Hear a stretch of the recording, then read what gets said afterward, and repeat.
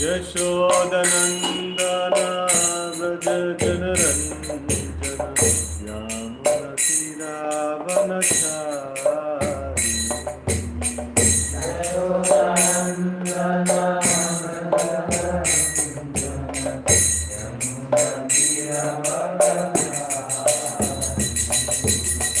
Yashodanandana Vraja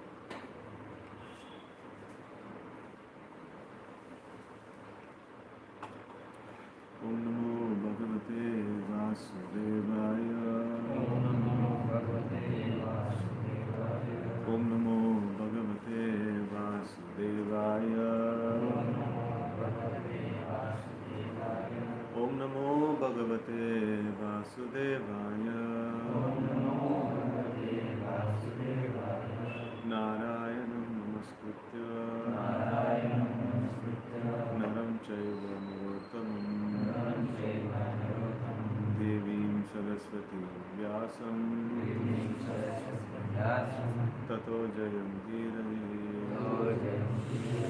नष्टप्रायेषु भद्रेषु नित्यं भागवत सेवया Nityam Bhagavata Sevaya Bhagavati Uttam Shloke Bhagavati Uttama Shloke Bhaktir Bhagavati Nishtaki. Bhaktir Bhagavati Nishti. We are reading from Srimad Bhagavatam, Canto 4, Chapter 30, the activities of Prachatas, Shloka number 46.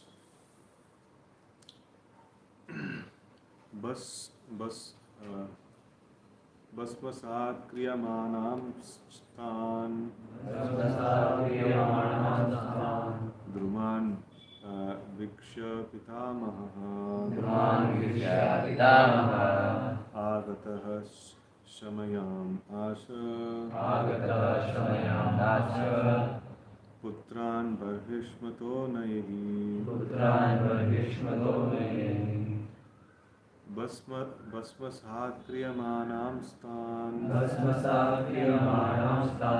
Druman Viksha Pitamaha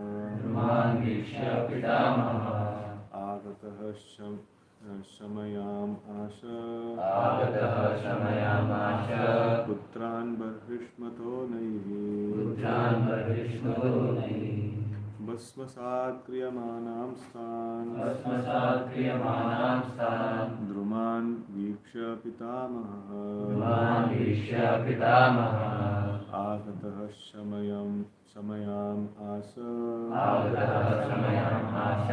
Putran Barhishmato Nayihi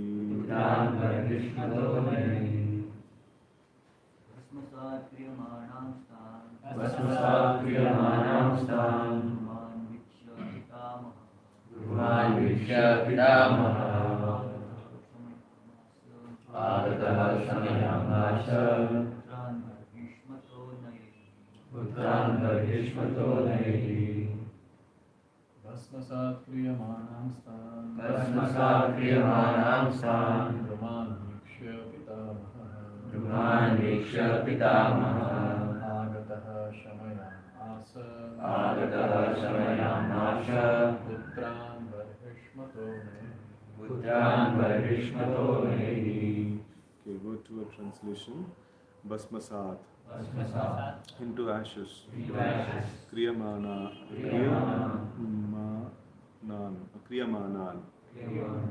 being made. Tan all of them. Druman the trees. Vikshya seeing. Pitamaha Lord Brahma. Agatah came there. Shamayam Asa pacified. Putran the sons. Barhishmataha of King Barhishman. Nayahi by logic. Translation and purport by His Divine Grace Sri Bhaktivedanta Swami Maharaj Srila Prabhupada. Jai Srila Prabhupada. After seeing that all the trees on the surface of the earth were being turned to ashes, Lord Brahma immediately came to the sons of King Barhishman and pacified them with words of logic. Purport. Whenever there is some uncommon occurrence on any planet, Lord Brahma, being in charge of the whole universe, immediately comes to control the situation. Lord Brahma also came when Hiranyakashipu underwent severe penances and austerities and made the whole universe tremble. A responsible man in any establishment is always allowed to keep peace and harmony within the establishment. Similarly, Lord Brahma is also allowed to keep peace and harmony within this universe. He consequently pacified the sons of King Barhishman with good logic.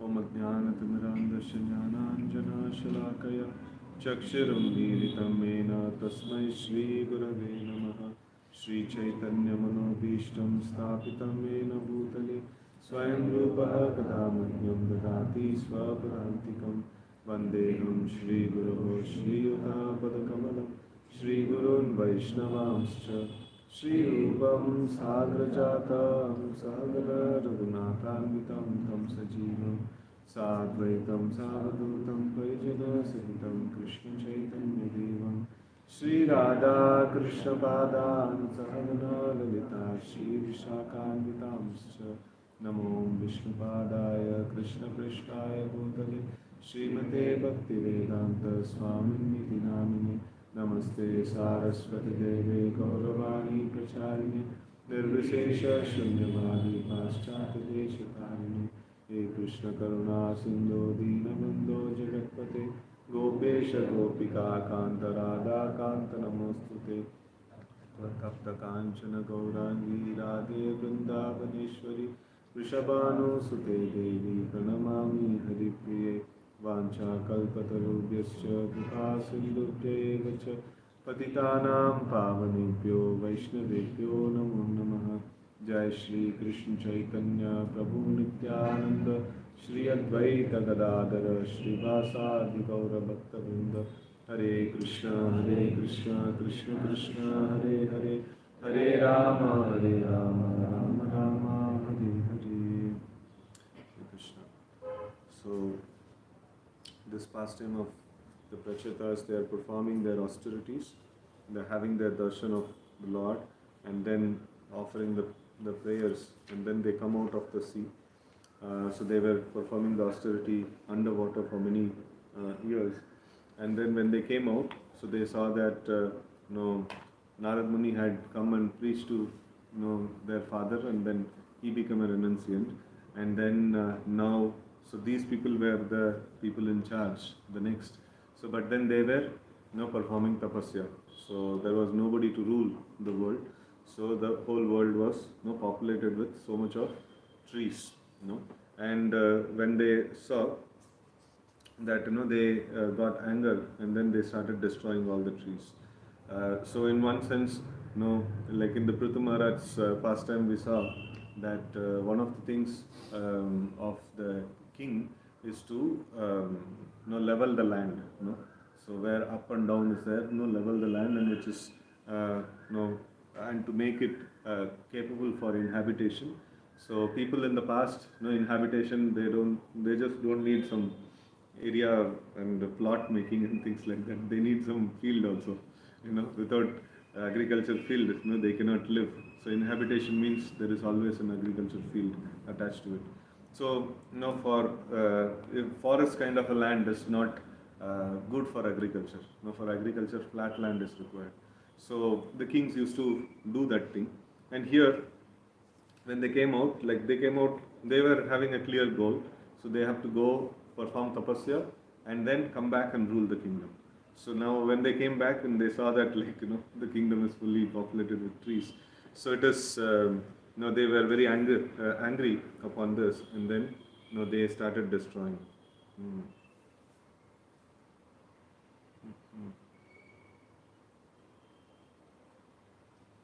So I'll just read the previous translation also once.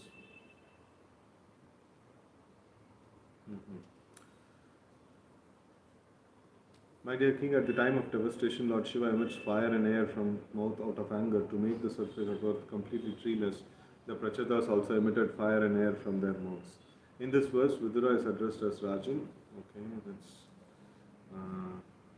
that's about his and this one. Okay, like the previous purport, I'll just read a little bit. King Prachina Barhishat left his kingdom before his sons arrived after their execution of penances and austerity. The sons, the Prachetas, were ordered by the Supreme Personality of Godhead to come out of the water and go to the kingdom of their father in order to take care of that kingdom. However, when they came out, they saw that everything had been neglected due to king's absence. They first observed that food grains were not being produced and that there were no agriculture activities. Indeed, the surface of the world was practically covered by very tall trees. It seemed as though the trees were determined to stop people from going into outer space to reach the heavenly kingdom. The Prachetas became very angry when they saw the surface of the globe covered in this way. They desired that the land be cleared for crops. It is not a fact that jungles and trees attract clouds and rains. Because we find rainfall over the sea, human beings can inhabit any place on the surface of the earth by clearing the jungles and covering the land for agriculture purposes. So people can keep cows and all the economic problems can be solved in that way. One need only to work to produce grains and take care of the cows. The wood found in the jungles may be used for constructing cottages. In this way, the economic problem of humanity can be solved. At present moment, there are many vacant lands throughout the world, and they are properly utilized. there will be no scarcity of food. As far as rain is concerned, it is performed. It is the performance of yajna that attracts the rain. Sannad bhavanti bhutani parjanya anna sambhava yajnad bhavati parjanyo yajna karma samudbhava. So this is by performance of yajna, the rains actually come. So always we have studied this concept that if you have lot of greenery and if you plant trees, then you will get rains. So that's the concept that we have studied. And Prabhupada directly he mentions that. So it is not a fact that jungles and trees attracts clouds and rain. So it's a very clear point he makes. So we see that people who are into cultivation, people who are into agriculture and things like that for a long period of time, even they leave the fields. And what is the reason? What is the reason people leave the fields? Many reasons are there. Any few reasons why they don't want to do agriculture? Depth is there. Irregular rains. No, that's a major problem actually. If rains are there, then they will make good cultivation and they will get actually agriculture. They will become very rich also. So, but there is insufficient rains. So why? It is because of this problem that yajnat bhavati parjanyo. So by the process of yajna, so the rains come. So but people have become very materialistic. So the moment we become materialistic, then the rains will be stopped. And in fact, of all the nearby areas which are there, so why this city is built in Bangalore? What is the reason? Good water resource. And now we have not done so much of materialism. It is mentioned that another 20 years or 10 years, 15 years, like Bangalore will have serious water problem. So we came into, like the city was built in a place where there is nice water resources there. It was constantly, it used to be raining. Even when we came in like that time in 2005 and things 4 and 5. So it used to be so much of rain used to be there. And now like people say like lot of rain, but it is not a lot of rain. So Bangalore rains are completely different. So it used to be constantly there actually. So now where is that, all that water? So and even the lakes that are there, that is drying and the water table is going down and stuff like that. So this is the reason of, the reason behind is the materialism. So when people become godless and they become more and more materialistic, so then naturally the natural resources will be like withdrawn.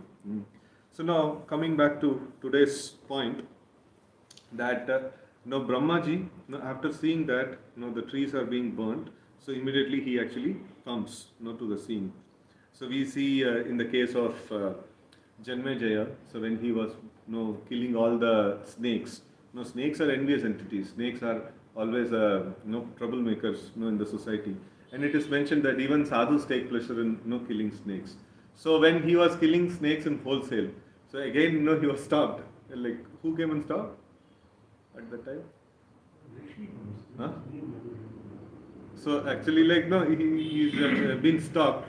So why even if this statement is true, even sadhus take pleasure in killing snakes. So why is he stopped from that activity?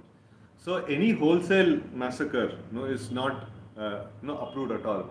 So like if you have some problem, some snake is creating a trouble, like you can take an action, but not that like wholesale you bring everything in one place and then finish it off. Or trees have come now, so we cannot just like burn everything. So there should be some this one behind it, right? So like Brahmaji is the ultimate king of the controller of the all the 3 planetary systems, and every living entity which is there in the whole creation. So it is his it is his citizen kind of a thing, right? So and the kings further they also are representative of Brahma and also ultimately the Supreme Lord Vishnu. So they should also see that the maintenance of all the living entities are taken care of and unnecessary killing is not actually put into place. So here we see that whenever there is some uncommon occurrence on any planet, so Brahma, being in charge of the whole universe, immediately comes to control the situation. So here Hiranyakashipu's example is given.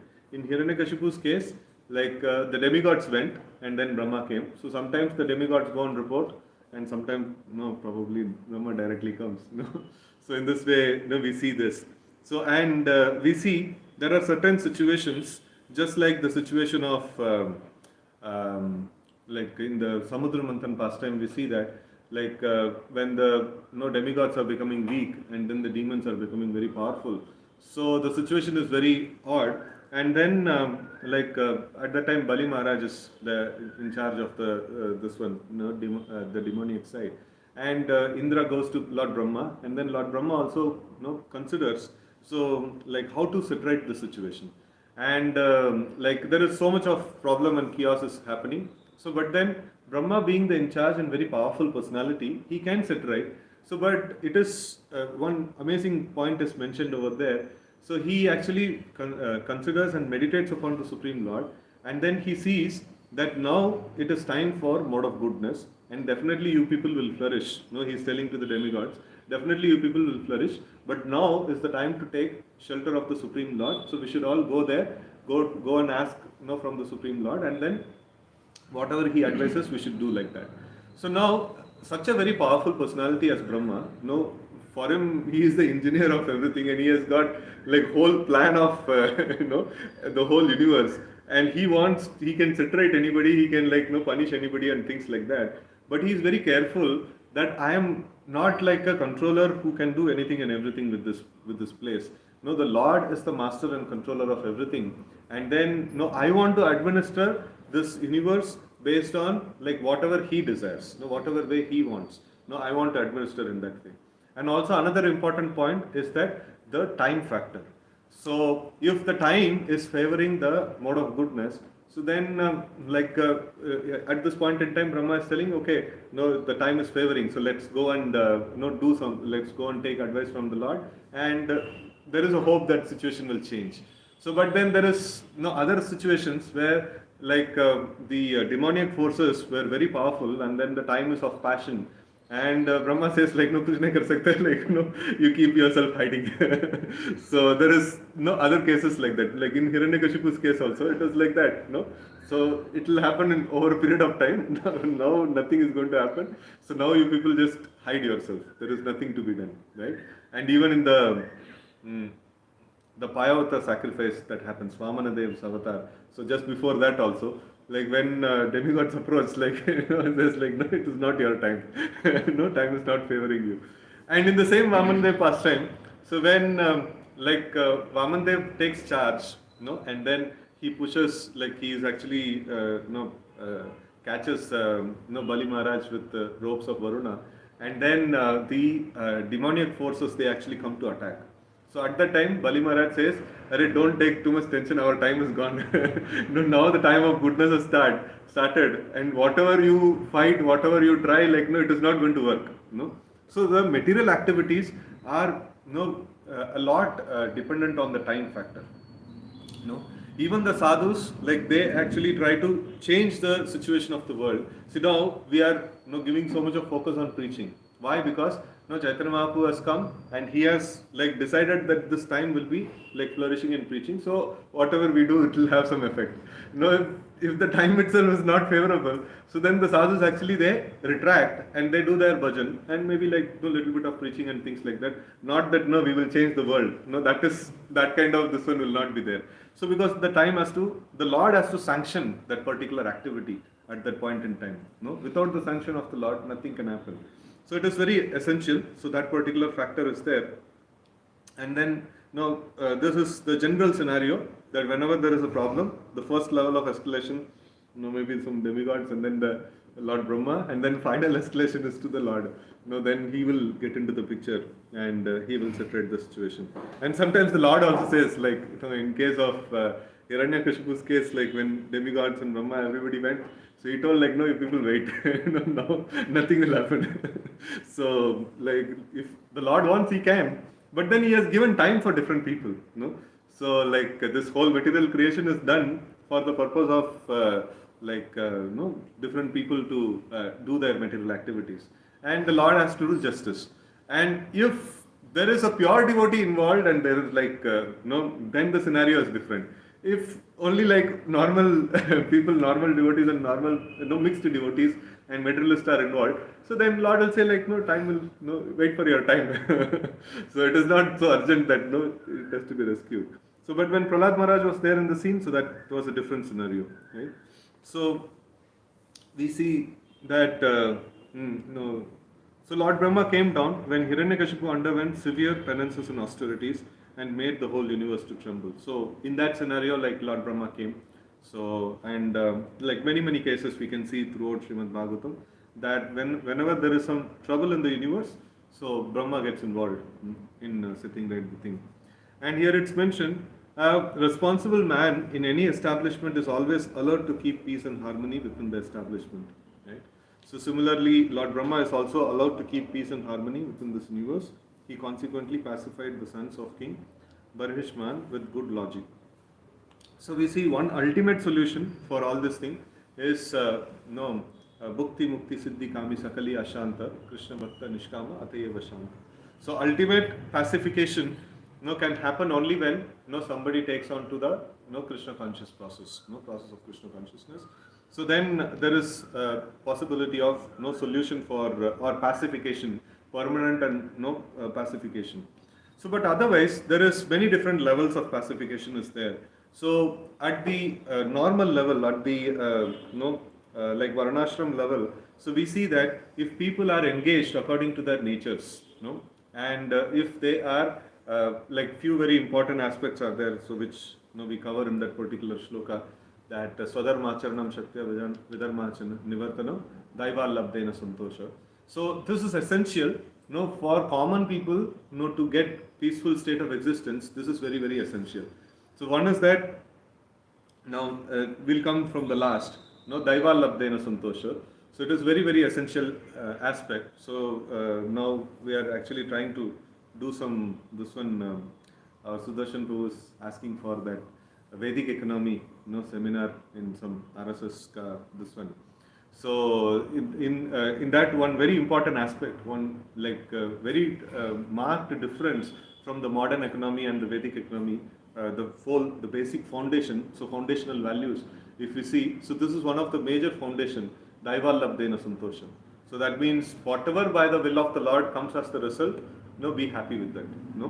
So too much attachment to the result means it is going to be a problem. It is like attachment to the result means we are catching a live wire and it is going to pass on the current. We are going to get the current shock, right? So it is in the same way, we see that if we are attached to the results of our activities, we have to suffer. There is no other way actually.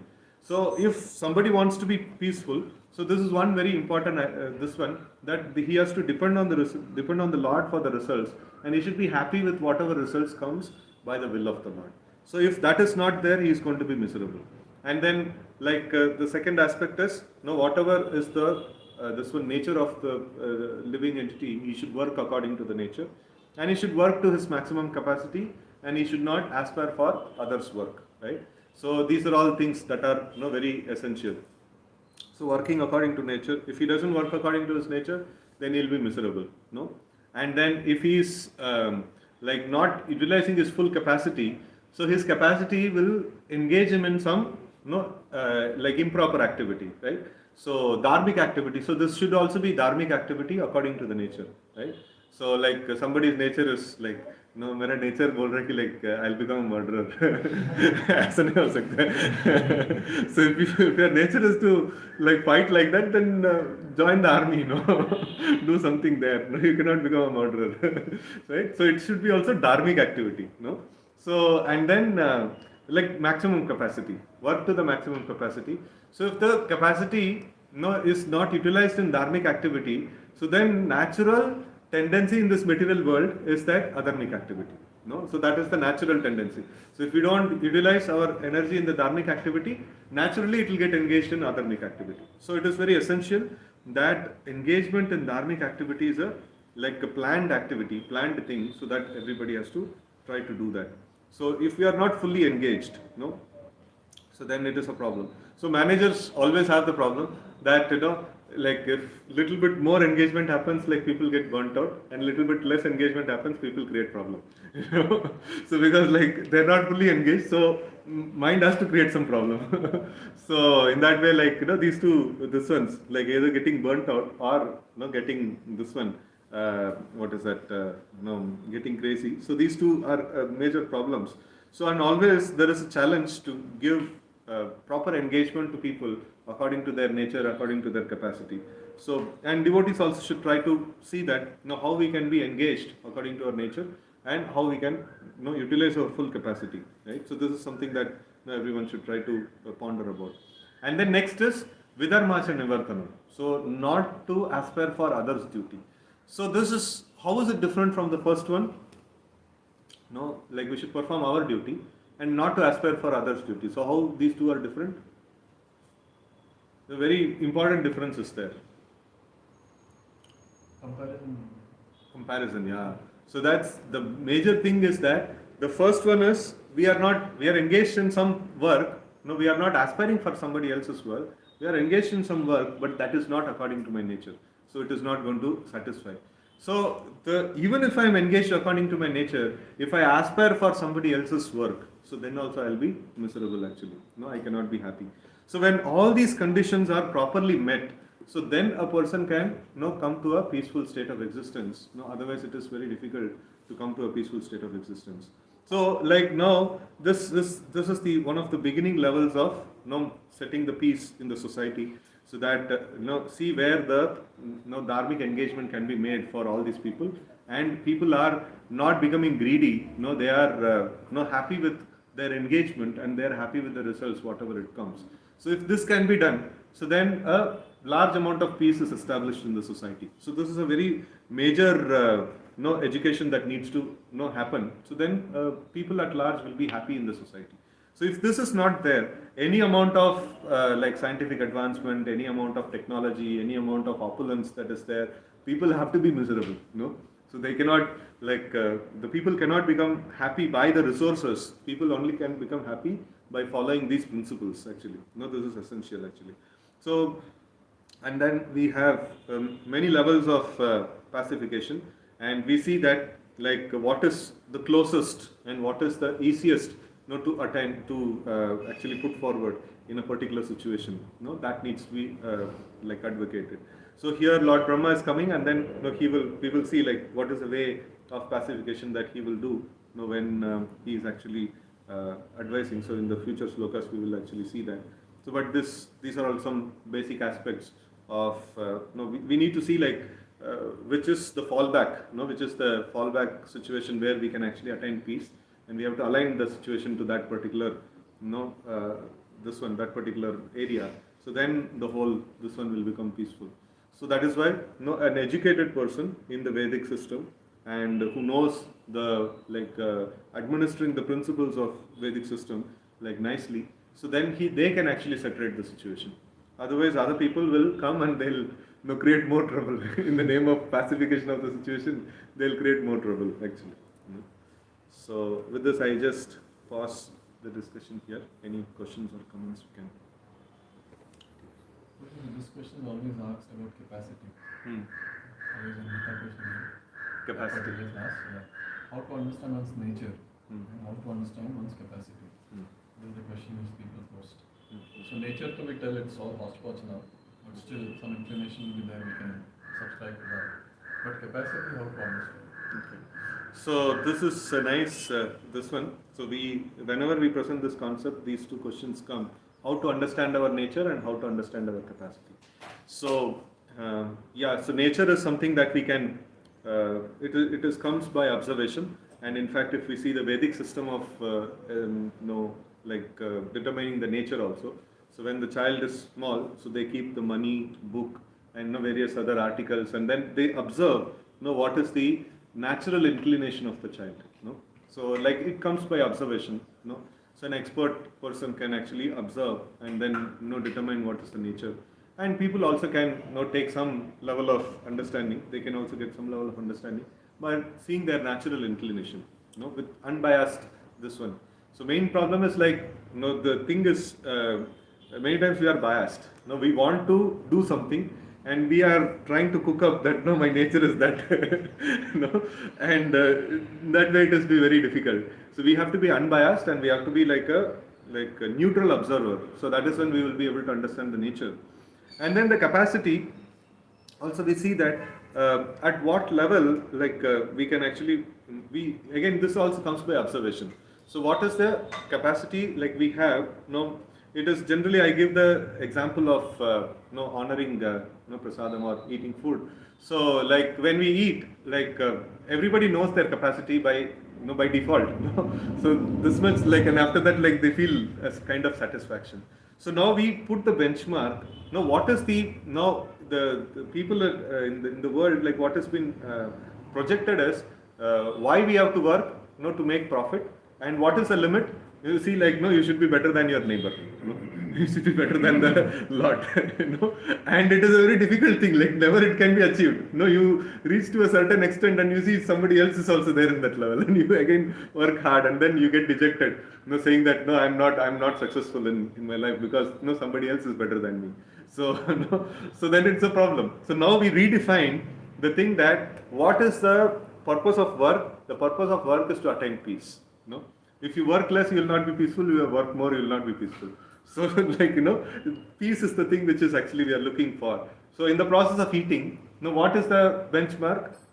Your hunger should be satisfied, and then you can become like this one. What is that? Basically, you can be satisfied. So then we can stop. So the modern work culture is that like till the time you can gratify your tongue, you can keep on eating.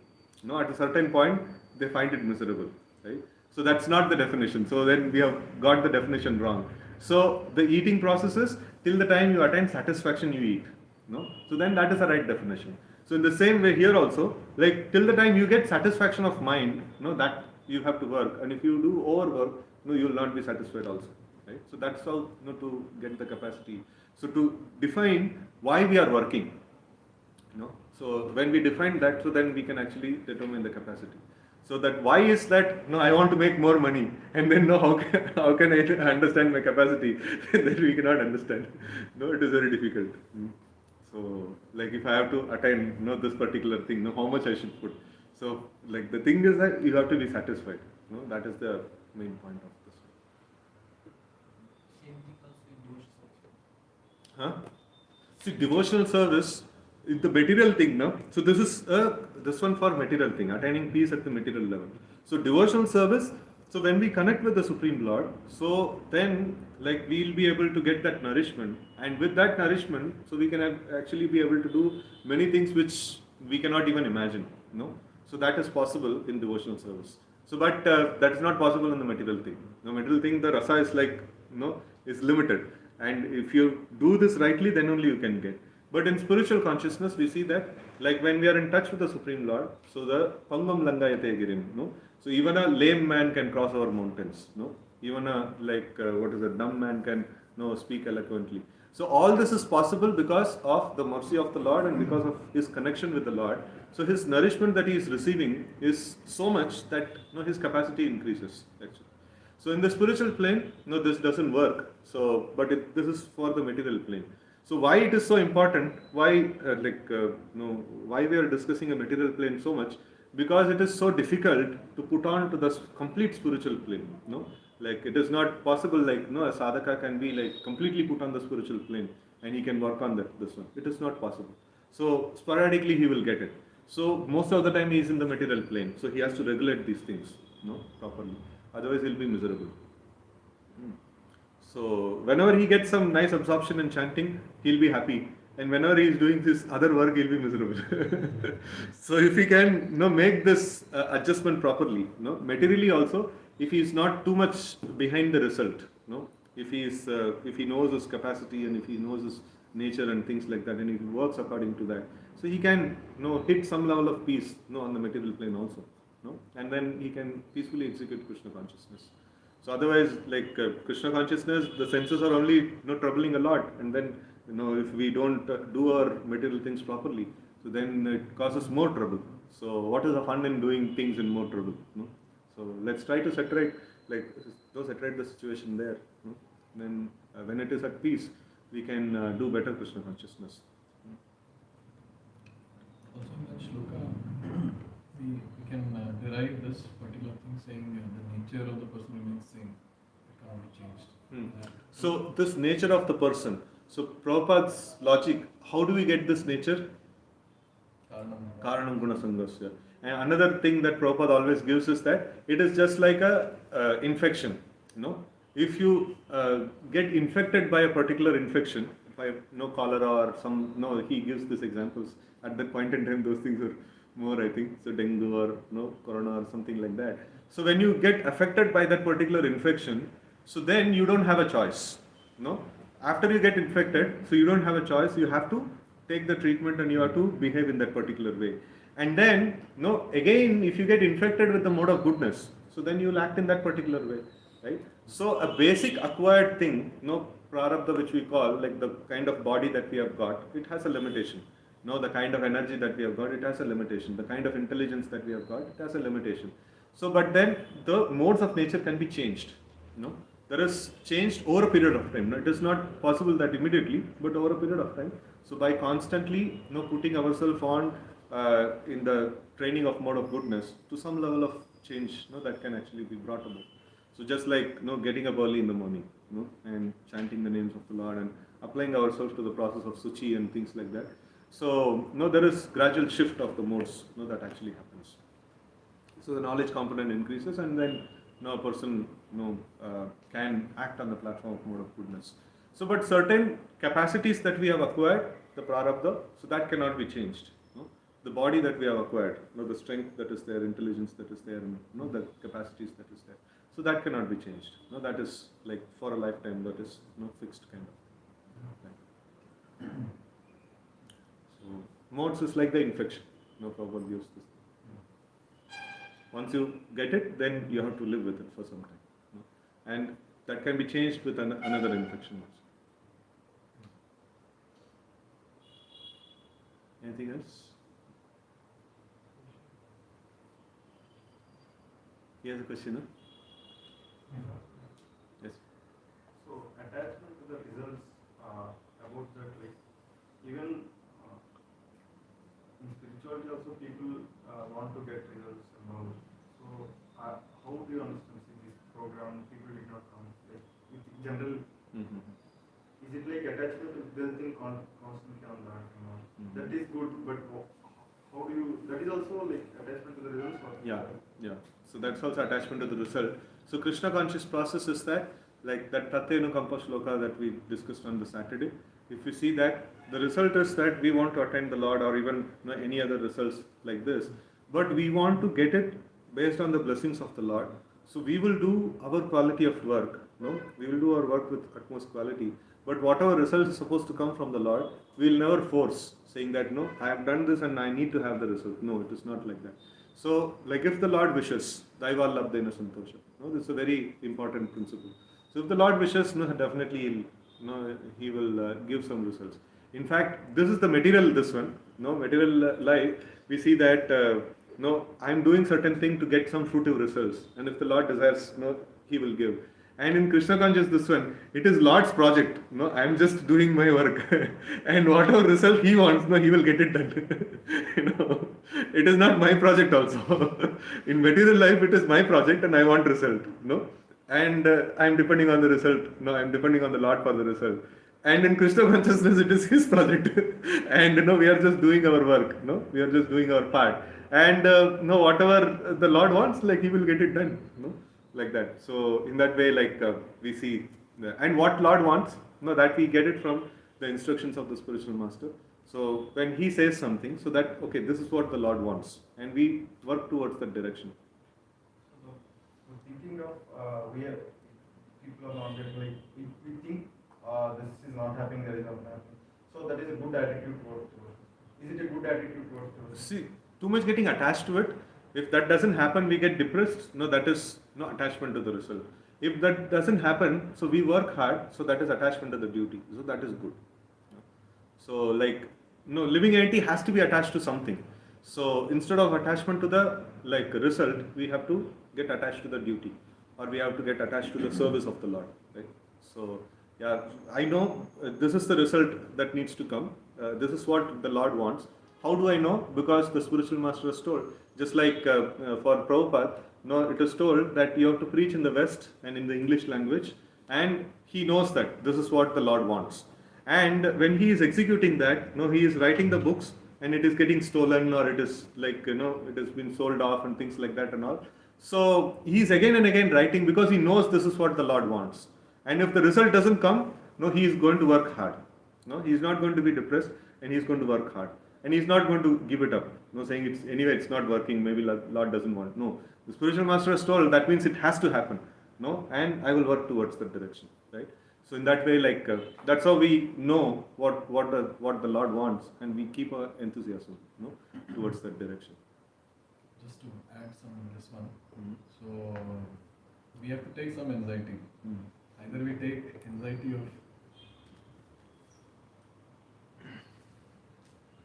take anxiety of preaching to please Guru and Krishna, or some other anxiety will come. And also we see Prabhupada again and again, he says that one should tax your brain. One should tax one's brain to preach more in an innovative way. So when he was asking Krishna, I was thinking that, so we keep thinking why people are not coming, they should come. So we try to improve. When we think like this, we try to improve. Maybe we can do like this, we can do like that, we can track more people. So like that, anxiety, spiritual anxiety is good, or else material anxiety is good. So this, if this anxiety is properly, properly directed, so then the person will not be depressed. So if it is not properly directed, it's fully, work is done purely for attaining the result only.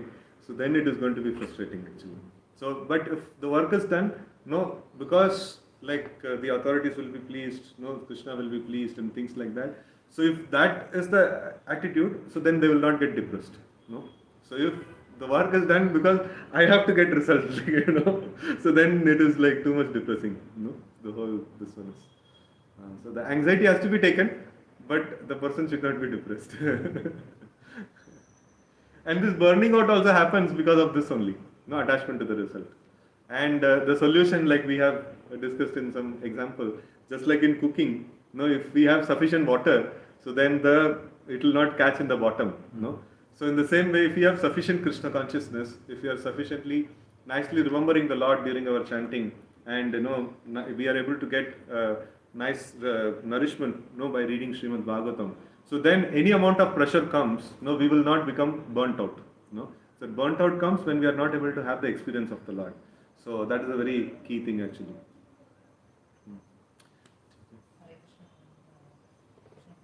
Prabhuji, you said 3 gunas are there, sattva, rajas, tamas. How can we always in the sattva guna? Sometimes I feel sometimes I fall to rajaguna and tamaguna. Always. So in the material plane, it is very difficult to do that thing. In the material plane, only option that is there, that is like we associate with things of mode of goodness, and over a period of time it will change like that. So, but in the spiritual, this one is Sagunan Samiti Tyaitan Brahma Bhuyaya Kalpate. So, when we are constantly engaged in the service of the Lord, so we can transcend the modes of nature. But in the conditioned state, that is also very difficult.